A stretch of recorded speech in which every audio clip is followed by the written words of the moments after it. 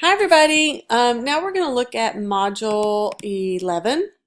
So from your Canvas homepage, click on Modules and let's scroll all the way down to Module 11.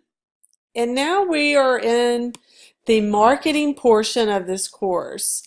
So Module 11, Module 12, and Module 13 are big chunks out of this course that focus on marketing topics and concepts and even theories. So let's look at Module 11, Customer Driven Marketing. Let's look at these learning objectives here.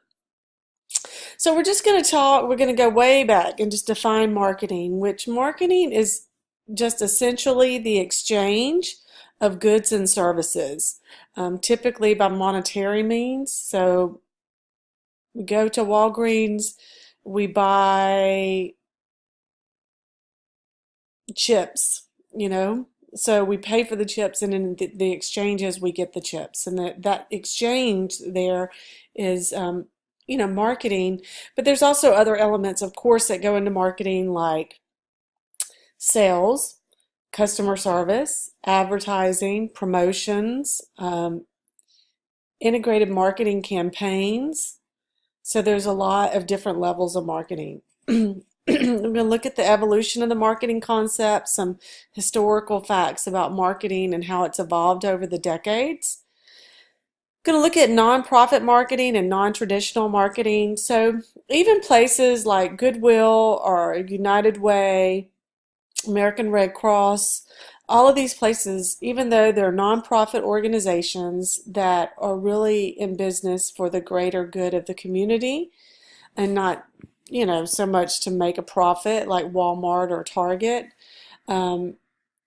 they still need to do some level of marketing, because they need donors, they need volunteers, they need people to even work there. You can work at a nonprofit organization. And then non-traditional marketing could be things like, the Cincinnati Reds or the Bengals, or, how do these organizations market? Um, and so they have to involve marketing too.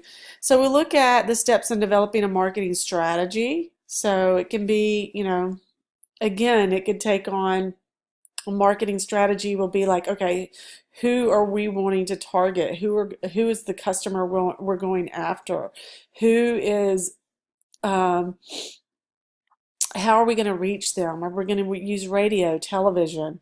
Going to use print ads or outdoor advertising? Like outdoor advertising, you can find on a sidewalk bench or on a moving vehicle, on a bus, may have an ad on it, a billboard, even an airplane can have an ad behind it in the sky. We're going to look at market segmentation and market research. So oftentimes companies will go and they may do like a taste test. I mean, a blind taste test, say like with Coke and Pepsi, and see how many people prefer Coke over Pepsi or vice versa. There's other ways to do it. You can definitely create a survey. And one of the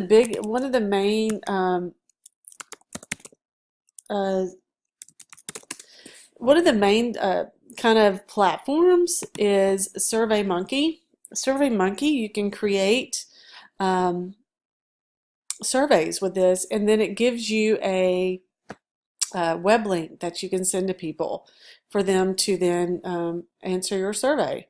So it's a very popular platform, and you can get information back and find out what people's taste and preferences and likes are on a product or service. You can segment the market.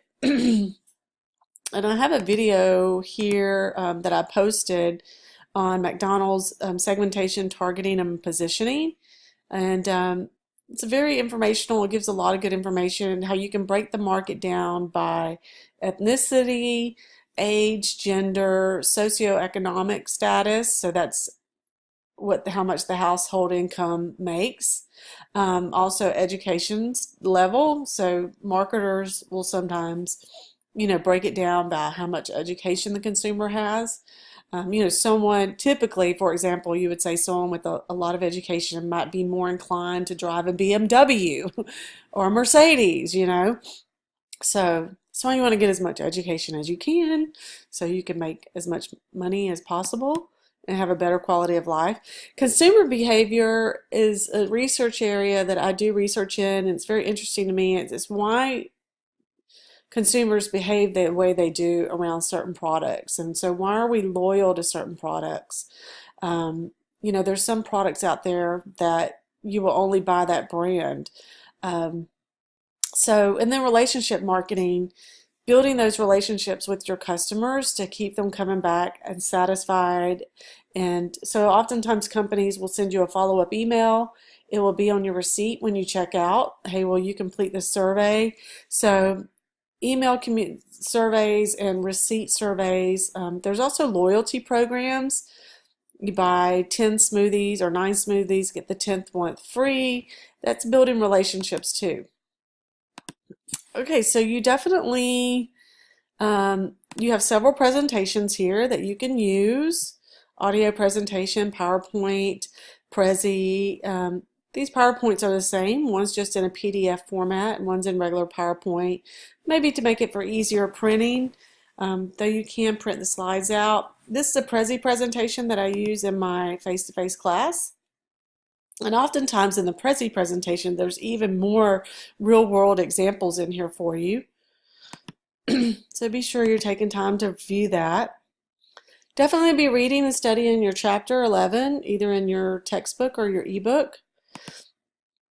And here's a few supplemental sources. In the last couple modules, I've uploaded some research that I've done on an area that pertains to what we're learning in this module. So if you're interested in reading about some of the research I do for the university, I have uploaded, that's been published, I've uploaded the articles in the supplemental resources section.